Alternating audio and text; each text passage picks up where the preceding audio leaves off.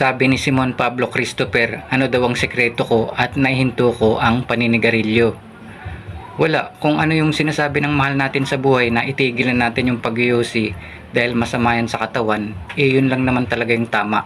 Kaso nga lang, addict tayo kaya hindi tayo naikinig. Ang nasa isip natin, wala yan. At saka bakit ako makikinig sa'yo, hindi ka naman nag-yosi. Kaya madali lang sa'yo sabihin na itigil. Pero pag yung nagsasalita dating nag-yosi tapos naitigil niya ay iba. Nagkakaroon tayo ng lakas at nakikita natin na wow, posible pala.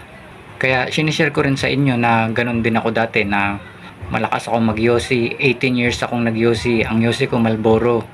Tapos kahit bawal sa trabaho, nagagawan pa rin ng paraan. Basta meron lang dala at saka lighter. Tapos kahit walang pera, nagagawan ng paraan at inuuna pa. At saka nangungupit para magkaroon ng pambili.